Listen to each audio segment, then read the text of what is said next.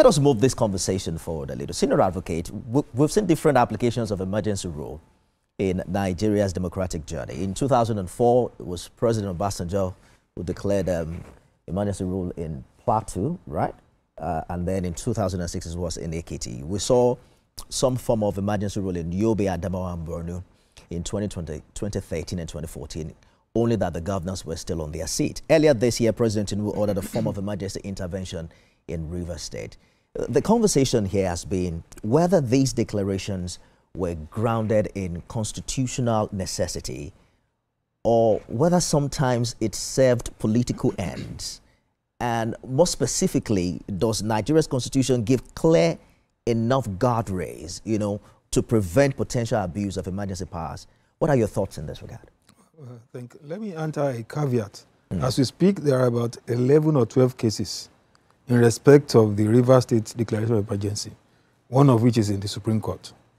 I happen to be one way or the other involved in some of them, so I will be a bit constrained in going to specifics. However, the beauty of a constitution is its adaptability to varying circumstances. A constitution does not envisage crisis and how it can be managed. It's actually a bad constitution. And so, even before now, since 1960 Constitution, we have always had provision for state of emergency. And where it is properly invoked, people don't see the benefit if their personal interest is affected. But if they were to reverse and find out what will have been the possible consequence of that decision not being taken, they will appreciate why it has to be so. For the first time in Nigeria, without expressing an opinion on whether the president acted rightly or wrongly, I'll give you two facts that distinguishes the case in Rivers from all the ones we have seen since 1999. For the first time, Supreme Court of Nigeria pronounced that there was no valid government in Rivers State because the power of the legislature has been collapsed into that of the governor, and there was no legally functioning state government authority. If a president of a country who has responsibility for managing the entire country, including any part thereof, becomes aware of a judgment of the highest court, which can no longer be reversed, is the final pronouncement, and sits idle and take no step, I'm sure people will consider that to be a dereliction of his duty. That is the first thing. The second thing is that a sitting governor, I'm happy now, the governor himself has been reaching out, has visited the president, and even is now beginning to thank the president, from what I read, for even declaring a state of emergency in Rivers State. Now, I'm sure that is by the benefit of hindsight. Probably the security information and intelligence at the president's disposal when that decision was taken was not shared with him. It couldn't have been shared with him because he happened to be the center of the whole crisis. It's not like a government of a state is overwhelmed, then it goes begging to the president, please intervene with your forces to take control and restore law and order. It was a case in which the crisis actually was between the governor and the National State House of Assembly. And it had dragged for almost 1.5 years.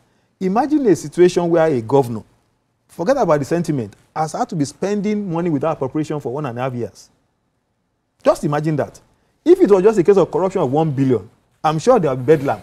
But a governor spending money, revenue of the both internal and federal allocation, for 1.5 years without appropriation, is the height of constitutional crisis. The points you have made, Senior Advocate, especially the first point about the decision of the Supreme Court as regards the validity of the government in Rivers State, hasn't quite been exhaustively discussed like this. Because when Mr. President came up with that decision, he cited another portion of the Constitution, and that's where the conversation came from. That is the 1999 Constitution, as currently amended, clear as to whether or not he has the powers to make that decision. But do you think this brings us into perhaps the need to have this reviewed moving forward based on the 3 or 4 instances we've had in the past 26 years? In fact, on the contrary, I think I had granted an interview around that period, and I explained why I felt the Constitution played its role as envisaged for the first time the best way in Section 305, because the president cannot declare emergency that will last for more than 48 hours.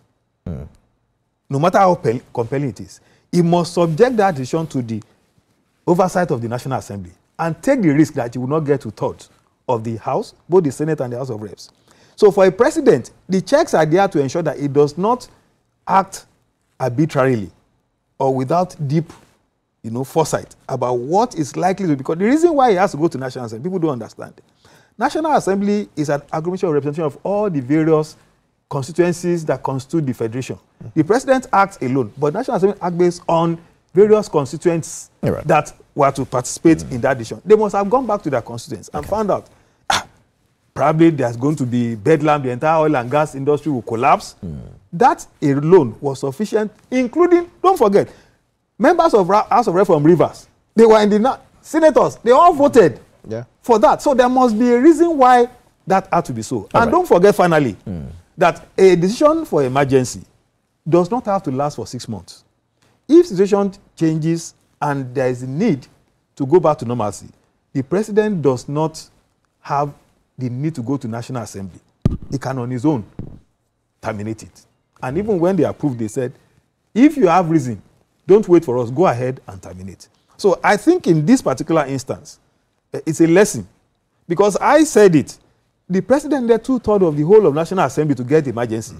A governor was running with 4 members of House for about 1 hour. He couldn't win the other people to his side. There's something about statecraft that the governor has to learn. And I think he's learning now. I'm happy with the kind of...